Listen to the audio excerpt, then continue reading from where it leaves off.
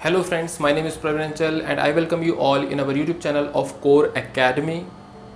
Friends, today we will discuss class 8 history lesson 2, that is from trade to territory. तो friends, इस chapter को start करने से पहले सबसे पहले हमको देखना पड़ेगा ये चैप्टर का नाम क्या है। That is from trade to territory, है ना। तो इसका मतलब क्या हुआ, कैसे जो ब्रिटिशर्स ने ट्रेड से स्टार्ट करते हुए टेरिटरी तक पहुँचे, है ना। मतलब कि क्या मैं बोलना चाह रहा हूँ कि उन्होंने सबसे पहले स्टार्ट किया ट्रेड करना, फिर उन्होंने धीरे धीरे जो है वो टेरिटरी मतलब रूल करना भी स्टार्ट किया भारत में। तो ये सभी चीज़ें कैसे पॉसिबल हुई, ये हम समझेंगे जानेंगे इस चैप्टर से। तो इसे बहुत अच्छे से समझने के लिए हमने इस चैप्टर को 4 पार्ट्स में डिवाइड किए हैं। The first part is called as beginning, the second part is called as battle, the third part is called as expansion and the fourth part is called as new administration.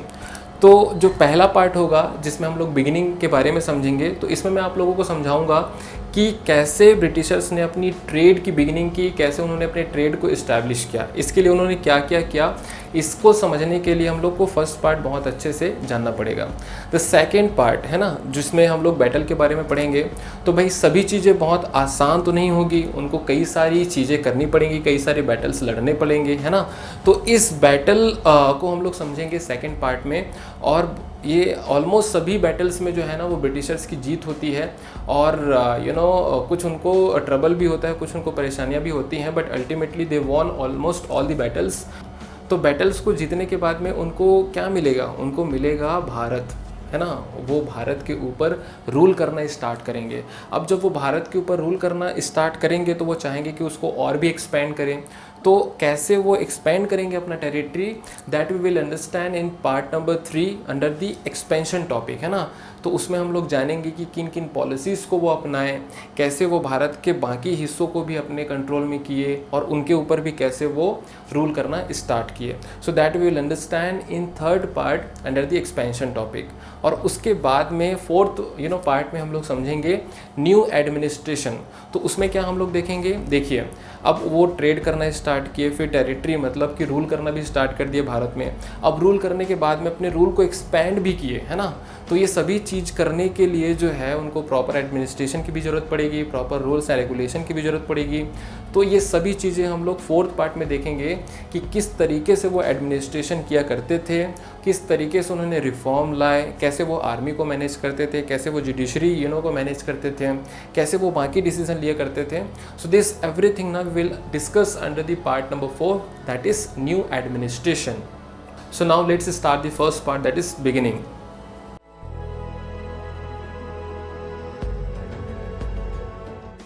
So friend, ये beginning वाला part समझने से पहले मैं एक बहुत ही basic but बहुत ही ज़रूरी चीज़ें आपको समझाना चाहता हूँ एक टाइमलाइन के माध्यम से। आप यहाँ पर देख सकते हैं बहुत ही क्लियर मैंने एक टाइमलाइन बनाया हुआ है और एक इमेज भी आपको शो हो रहा होगा जिसमें आपको बहुत ही क्लियर दिख रहा होगा कि कैसे पीरियड्स में हमने बहुत सारी चीज़ों को डिवाइड किया हुआ है ना। तो इसे मैं एक एक करके समझाता हूँ। अगर आप जो पहला लाइन देखेंगे तो वो स्टार्ट होता है फ्रॉम ईयर 1600 और वो जाता है 1707 तक, है ना। जो दूसरा है वो स्टार्ट होता है 1707 से लेकर 1757 तक। तो ये जो टाइम पीरियड है वो 50 ईयर्स का है ना। पहला जो टाइम पीरियड था वो लगभग 100 सालों का था, दूसरा टाइम पीरियड जो है वो 50 सालों का है। तीसरा टाइम पीरियड स्टार्ट होता है फ्रॉम 1757 टू 1857, है ना, ये भी 100 सालों का है। और जो चौथा पीरियड स्टार्ट होता है दैट इज़ फ्रॉम 1858 टू 1947, ये 90 सालों का है ना। तो अब मैं बताता हूँ ईयर बाय ईयर आखिर हुआ क्या था। सो 1600 में क्या होता है ना, ब्रिटिशर्स आते हैं भारत में ट्रेड करने के लिए और उनका मेन सोल पर्पस होता है भारत में ट्रेड करना। और वो लगभग 100 सालों तक जो है ना वो ट्रेड ही करते रहते हैं अप टू 1707।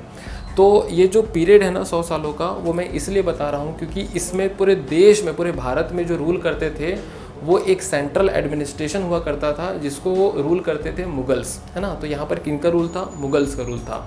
और मैंने लास्ट में जो 1707 क्यों लिया है, क्योंकि 1707 में जो लास्ट पावरफुल मुगल किंग थे जिनका नाम था औरंगजेब, तो औरंगजेब की डेथ होती है 1707 में। तो औरंगजेब की डेथ के बाद में जितने भी मुग़ल एम्पायर हुए, जितने भी मुग़ल किंग्स आए, तो वो उतने ज़्यादा पावरफुल नहीं थे, जिसकी वजह से पूरे भारत देश को मैनेज और कंट्रोल करना बहुत ज़्यादा मुश्किल हो गया। और चूँकि जो औरंगजेब के बाद जितने भी मुग़ल किंग्स आए वो खुद भी इतने कैपेबल नहीं थे, जिसकी वजह से जो लोग पहले मुग़ल्स के अंडर में काम किया करते थे, उनके जो गवर्नर थे जिन्हें सूबेदार कहा जाता था, और जो ज़मींदार हुआ करते थे, उन्होंने अपने आप को मुग़ल्स से इंडिपेंडेंट डिक्लेयर कर दिया और वो अपना खुद का शासन स्टार्ट कर दिया, खुद का रूल स्टार्ट कर दिया, है ना। कोई नवाब बन गया, कोई निज़ाम बन गया। तो इस तरीके से लोकल रूलर्स का जो एक पीरियड आता है ना, वो स्टार्ट हुआ। So what we can say from 1600 to 1707, ये जो 107 सालों का पीरियड था, उसमें हम क्या बोलेंगे कि मुग़ल्स का कंट्रोल था, मुग़ल्स का पूरा कंट्रोल था, है ना। और इसमें जो है वो ब्रिटिशर्स सिर्फ और सिर्फ ट्रेड करना चाहते थे। उनका मेन पर्पस क्या था? ट्रेड करना। जो 1707 के बाद जब औरंगजेब की डेथ होती है तो क्या होगा? लोकल रूलर्स राइज करेंगे। क्यों राइज करेंगे? क्योंकि औरंगजेब के बाद में जितने भी किंग आते हैं या फिर एम्पायर होते हैं, वो उतने स्ट्रॉन्ग और उतने कैपेबल नहीं हुआ करते थे, ठीक है। तो लोकल रूलर्स राइज करेंगे और इसके साथ में जो ब्रिटिश ईस्ट इंडिया कंपनी थी वो भी राइज करेगी, है ना। So from 1707 to 1757 local rulers were also rising and britishers were also rising, but who was declining? Mughals were declining, okay. फिर उसके बाद में 1757 ही हमने क्यों लिया? क्योंकि 1757 इसलिए लिया क्योंकि ये बहुत ही इम्पॉर्टेंट ईयर है, क्योंकि इस ईयर में एक बहुत ही स्पेशल फाइट हुआ था जिसको बोलते हैं बैटल ऑफ प्लासी। और इस बैटल ऑफ प्लासी में जो है वो ब्रिटिशर्स और लोकल रूलर सिराजुद्दौला उनका नाम था। मैं आगे उनको और अच्छे से डिटेल में समझाऊंगा इस टॉपिक को। तो the battle happen, that is battle of Plassey, और इसमें ब्रिटिशर्स की जीत होती है।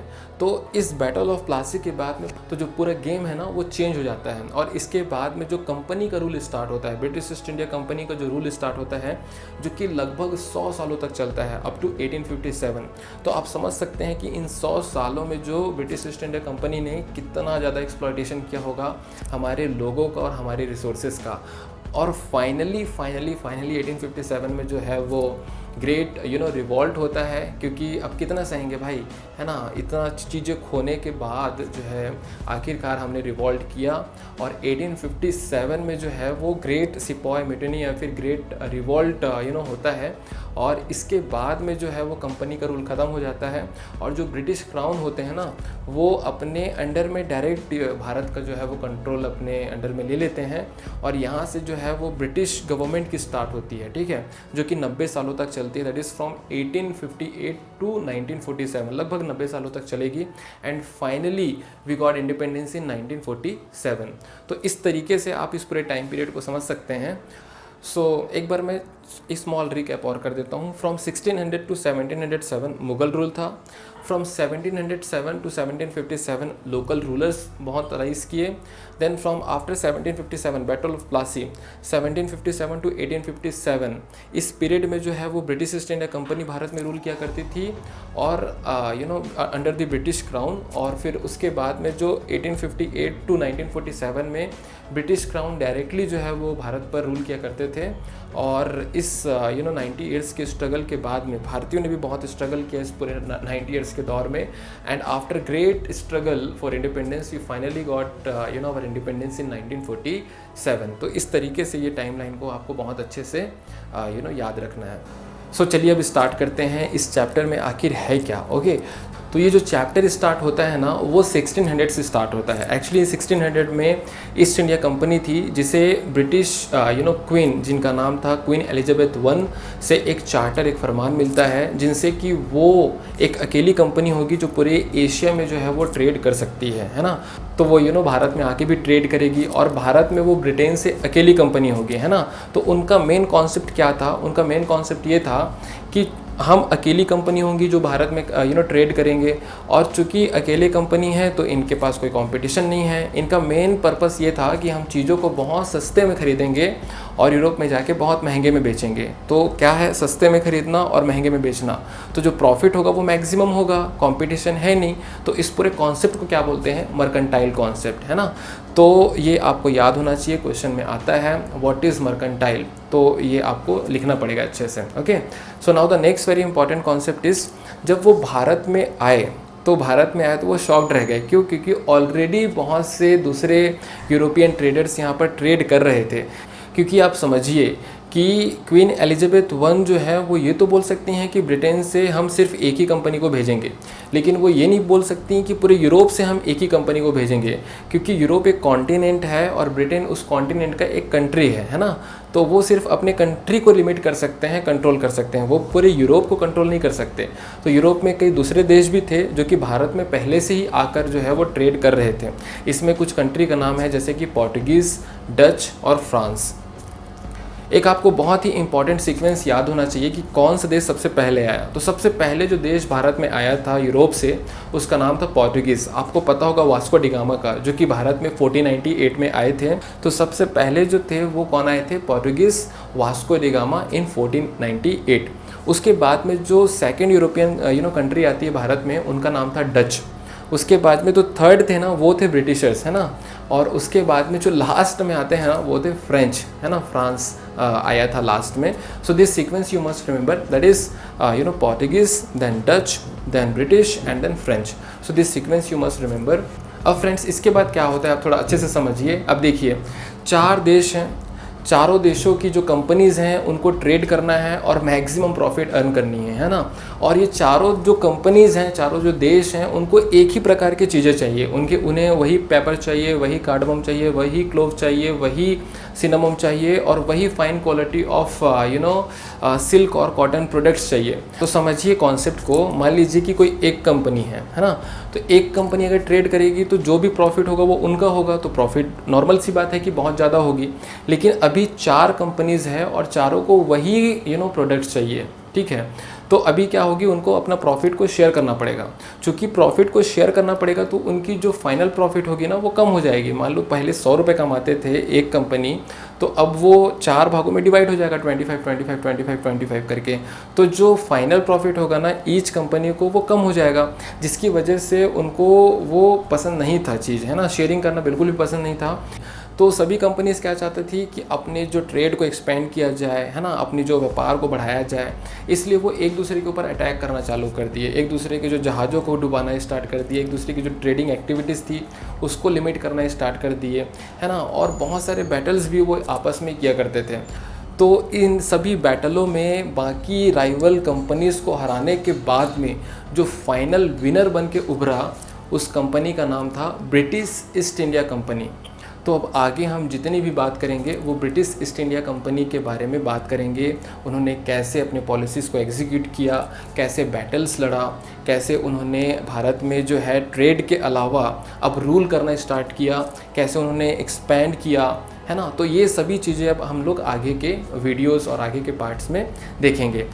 सो फ्रेंड्स, कुछ और चीज़ें हम लोग डिस्कस करेंगे इस चैप्टर में, इस पार्ट में। तो देखिए, पूरे बैटल होने के बाद में, विजेता बनने के बाद में जो आगे का जो काम होता है ना, वो होता है फैक्ट्री इस्टेब्लिश करने का, है ना।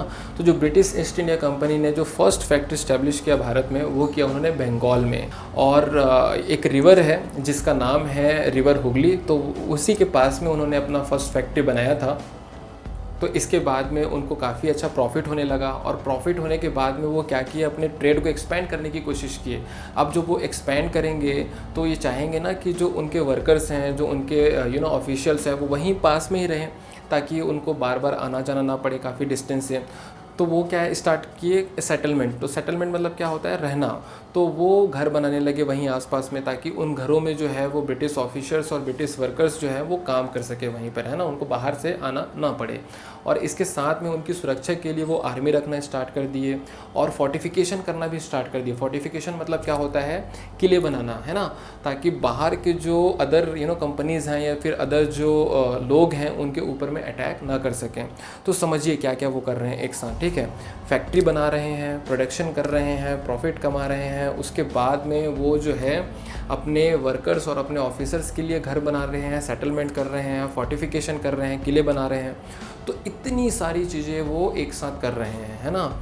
और इसके साथ साथ वो आर्मी भी रख रहे हैं। तो आप बताइए कि क्या ये सभी एक्टिविटीज़ जो है वो लोकल रूलर्स पसंद करेंगे क्या? तो बिल्कुल पसंद नहीं करेंगे। तो कैसे पसंद नहीं करेंगे वो हम देखेंगे पार्ट नंबर 2 में। तो फ्रेंड्स, इसके बाद में मैं एक और इंटरेस्टिंग चीज़ आपको बताना चाहता हूँ, जो कि बहुत बहुत बहुत बड़ा ब्लंडर मिस्टेक था जो औरंगजेब ने किया था। तो उन्होंने क्या किया था कि लेट 17th सेंचुरी में उन्होंने जो है वो ब्रिटिश ईस्ट इंडिया कंपनी को एक फरमान जारी कर दिया था, जिसके बाद जो ब्रिटिश ईस्ट इंडिया कंपनी है वो ड्यूटी फ्री ट्रेड कर सकती है। तो इसका मतलब क्या हुआ कि अब जो ब्रिटिश ईस्ट इंडिया कंपनी है जितना भी ट्रेड करेगी, जितना भी बिज़नेस करेगी, अब उन्हें कोई भी टैक्स, कोई भी ड्यूटी जो है वो मुग़ल गवर्नमेंट वो बंगाल की गवर्नमेंट को नहीं देना है। तो आप समझ सकते हैं कि कितना कितना कितना बड़ा जो है वो नुकसान है बंगाल की गवर्नमेंट के लिए। और इसके साथ में एक चीज़ और मैं बताना चाहूँगा। चलिए ठीक है, ड्यूटी फ्री ट्रेड जो है वो ब्रिटिश ईस्ट इंडिया कंपनी को तो मिल गया, लेकिन जो उस कंपनी में ऑफिसर्स थे जो कि अपना प्राइवेट बिजनेस करते थे, वो भी अपना टैक्स नहीं पे करते थे बंगाल की गवर्नमेंट को। तो आप समझ सकते हैं कि बंगाल की गवर्नमेंट को कितनी बड़ी रेवेन्यू की लॉस हुआ करती थी उस समय। तो इतनी सारी चीज़ें एक साथ चल रही थी। अब जब 1707 में औरंगजेब की डेथ होती है और उसके बाद में जो लोकल रूलर्स आते हैं, तो कुछ जो लोकल रूलर्स थे ना वो बहुत स्ट्रॉन्ग थे, स्पेशली बंगाल के जो लोकल रूलर्स हैं ना वो बहुत स्ट्रॉन्ग थे। तो उन्होंने स्ट्रेट अवे कह दिया कि भाई ये तो बिल्कुल भी नहीं चल पाएगा, है ना। सो फ्रेंड्स, अब आप बताइए कि जो लोकल रूलर्स है और जो ब्रिटिश ईस्ट इंडिया कंपनी है उनके बीच में क्या होगा। तो बिल्कुल आपने सही सोचा, अब उनके बीच में होगा battles. So we will discuss about the battles between British East India Company and the local rulers of Bengal in next video. So friends, that's it in this video. We will meet you in the next video. Till then, bye bye. Take care of yourself. Thank you.